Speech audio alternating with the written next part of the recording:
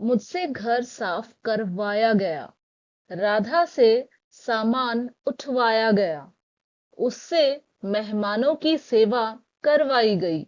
तो गाइस ऐसे वाले सेंटेंसेस हम अपने सामने वाले को तब बोलते हैं जब हमें बोलना होता है कि किसी से कोई काम यानी कोई एक्शन करवाया गया पास्ट में। जैसे कि हमने पहले वाले सेंटेंस में बोला है, मुझसे घर साफ करवाया गया, यानी कि पास्ट में मुझसे घर साफ करवाया गया, हम ये बोल रहे हैं। राधा से सामान उठवाया गया, यानी कि राधा एक लड़की है जिससे क्या काम करवाया गया, सामान उठाने का काम करवाया गया, पास्ट में हम ये बोल रहे हैं। तो गाइज ऐसे वाले सेंटेंसेस को इंग्लिश में कैसे बोलनी होती है ये हम जानेंगे आज के इस वीडियो लेसन में। आगे बढ़ने से पहले कुछ और सेंटेंसेस है, चलिए वो भी देख लेते हैं।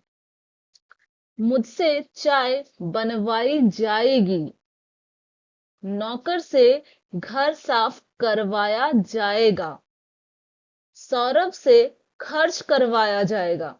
तो गाइज ये वाले जो तीन सेंटेंसेस हैं इसमें हम सामने वाले को ये बोल रहे हैं कि किसी से कोई एक्शन करवाया जाएगा फ्यूचर में। तो गाइज ऊपर वाले जो तीन सेंटेंसेस है इसमें हम बात पास्ट की कर रहे हैं और यहाँ पे हम बात कर रहे हैं फ्यूचर की। फ्यूचर में क्या एक्शन किसी से करवाया जाएगा। तो गाइज ऐसे वाले सेंटेंसेस को कैसे इंग्लिश में बोली जाती है, कौन सा स्ट्रक्चर फॉलो की जाती है, चलिए देख लेते हैं। सबसे पहले चलिए देख लेते हैं कि ऊपर की जो तीन सेंटेंसेस है इसके लिए कौन सा स्ट्रक्चर हमें फॉलो करनी होती है। तो गाइज ये रहा वो स्ट्रक्चर जो हम पास्ट वाले सेंटेंसेस को बनाने के लिए फॉलो करेंगे। सब्जेक्ट प्लस वाज या वर plus made two plus verb का फर्स्ट फॉर्म प्लस ऑब्जेक्ट। तो गाइज जिससे काम करवाया गया हम बोल रहे हैं वो सब्जेक्ट है, उसे हमें यहाँ लिखना है। फिर अगर वो सिंगुलर सब्जेक्ट है तो हमें वाज का यूज करना है और अगर सब्जेक्ट प्लूरल है तो हम वर का यूज करेंगे। फिर मेड टू, करवाया गया इस चीज को बताने के लिए हम मेड टू का यूज करते हैं। फिर जिस एक्शन को करवाने की हम बात कर रहे हैं उसे बेस फॉर्म में लिखना है प्लस ऑब्जेक्ट हमें लिखना है। तो गाइस चलिए बेटर अंडरस्टैंडिंग के लिए एग्जांपल्स के साथ समझ लेते हैं। पहला एग्जांपल है, मुझसे घर साफ करवाया गया। तो यहाँ पे गाइस मैं बोल रही हूँ कि पास्ट में मुझसे घर साफ करवाया गया, तो इंग्लिश में हम बोलेंगे I was made to clean the house। तो गाइज यहाँ पे सब्जेक्ट जो है वो कौन है, I। मुझसे बोला गया है ना, इसलिए I सब्जेक्ट है, फिर I सिंगुलर है इसलिए हमें was का यूज कर लेना है, फिर made to का यूज करना है। उसके बाद जो हमारी एक्शन है, एक्शन यहाँ पे क्या है, साफ करना है ना, साफ। तो साफ का इंग्लिश क्लीन होता है, बेस फॉर्म में यूज कर लेनी है इसलिए हमें क्लीन वर्ड का ही यूज करना है। फिर यहाँ ऑब्जेक्ट क्या है, क्या साफ करने की बात करी गई है, घर। तो यहाँ हाउस हो गया हमारा object. I was made to clean the house. अब गाइज अगर यही सेंटेंस आपको नेगेटिव वे में बोलनी है, जैसे कि अगर आपको बोलनी है कि मुझसे घर साफ नहीं करवाया गया, तो हमारा सेंटेंस होगा I was not made to clean the house. ठीक है, मुझसे घर साफ नहीं करवाया गया। देन नेक्स्ट एग्जांपल है, राधा से सामान उठवाया गया। यहाँ सब्जेक्ट कौन है, किससे उठवाया गया सामान, हम बोल रहे हैं राधा से, तो राधा यहाँ पे सब्जेक्ट है और एक्शन क्या है यहाँ पे, उठाने का। ठीक है, तो उठाना एक्शन है, क्या उठाने की बात करी गई है, सामान। तो हमारा इंग्लिश में सेंटेंस हो गया, Radha was made to carry the luggage. तो यहाँ पे जो राधा है वो सिंगुलर सब्जेक्ट है इसलिए हमें वॉज का यूज करना है। Radha was made to carry, यहाँ पे कैरी जो है इसका मतलब उठाना, ये एक्शन वर्ड है बेस फॉर्म में जिसे हमने लिखा है। क्या उठाने की बात करी गई है, सामान। तो लगेज यहाँ पे ऑब्जेक्ट है, Radha was made to carry the luggage. अब अगर नेगेटिव वे में बोलनी है, अगर नेगेटिव सेंटेंस बनानी है, जैसे कि अगर आपको बोलनी है कि राधा से सामान नहीं उठवाया गया, तो हम बोलेंगे Radha wasn't made to carry the luggage, या फिर Radha was not made to carry the luggage। Next example, उससे मेहमानों की सेवा करवाई गई। किससे करवाई गई, सब्जेक्ट कौन है, उससे। अगर लड़का है तो ही का यूज कर लेंगे और अगर लड़की है तो शी का यूज कर लेंगे। तो इंग्लिश में हम बोलेंगे she was made to serve the guest. तो यहाँ सब्जेक्ट कौन है, शी। फिर शी अगेन एक सिंगुलर सब्जेक्ट है इसलिए वॉज का यूज कर लेंगे। फिर मेड टू, फिर क्या एक्शन की बात कर रहे हैं, सेवा करने की, तो हमारा एक्शन वर्ड यहाँ पे सर्व हो जाएगा। फिर किन की सेवा की बात करी जा रही है, मेहमानों की, तो यहाँ पे जो गेस्ट है ये हमारा ऑब्जेक्ट हो गया। She was made to serve the guest. अब अगर आपको बोलनी है कि उससे मेहमानों की सेवा नहीं करवाई गई, तो हम बोलेंगे she was not made to serve the guest. तो गाइस आई होप आपको समझ में आ गई है कि ऐसे वाले सेंटेंसेस को कैसे इंग्लिश में बनाई जाती है।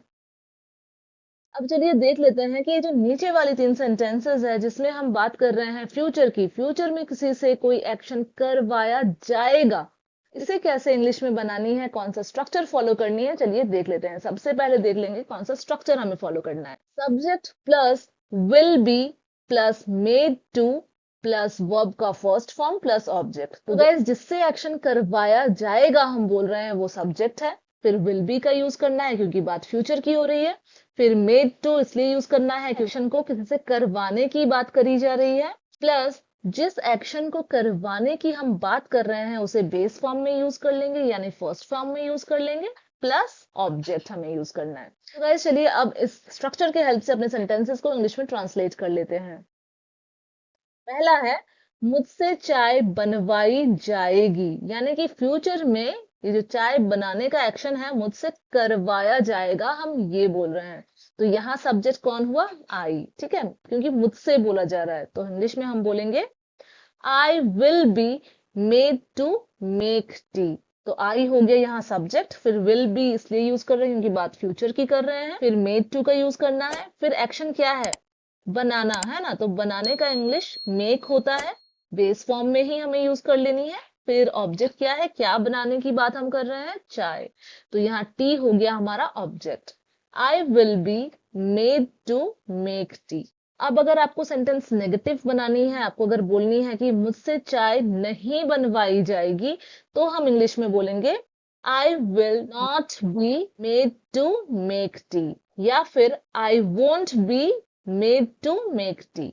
नेक्स्ट सेंटेंस है नौकर से घर साफ करवाया जाएगा। तो यहाँ सब्जेक्ट कौन है, नौकर, तो इंग्लिश में हम बोलेंगे the servant will be made to clean the house. Action क्या है, क्या करवाई जाएगी, साफ, तो क्लीन हो गया यहाँ पे एक्शन वर्ड। फिर क्या ऑब्जेक्ट है, क्या साफ करवाया जाएगा, घर, तो हाउस हो गया हमारा object. The servant will be made to clean the house.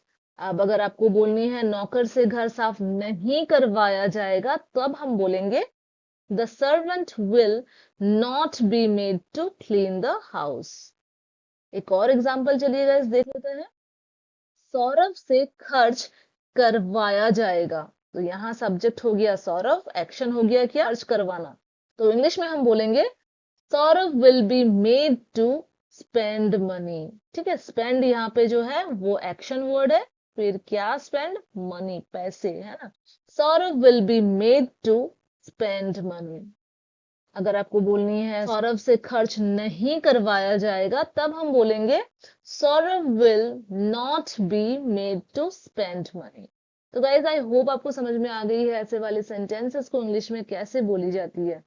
अब गाइज ये जो 2 सेंटेंसेस है, मुझसे होमवर्क करवाया गया और उससे खाना बनवाया जाएगा, इन दोनों सेंटेंसेस की इंग्लिश आप जल्दी से कमेंट बॉक्स में बनाइए और साथ ही मुझे बताइए कि आज की ये वीडियो आपके लिए हेल्पफुल रही है या नहीं। गाइज अगर ये वीडियो थोड़ी सी भी हेल्पफुल रही है आपके लिए तो इसे लाइक करना बिल्कुल नहीं भूलिएगा। चैनल पे नए हैं तो सब्सक्राइब भी कर लीजिएगा चैनल को, साथ ही अपने दोस्तों के साथ शेयर करना भी नहीं भूलिएगा। Thank you so much friends for watching, bye.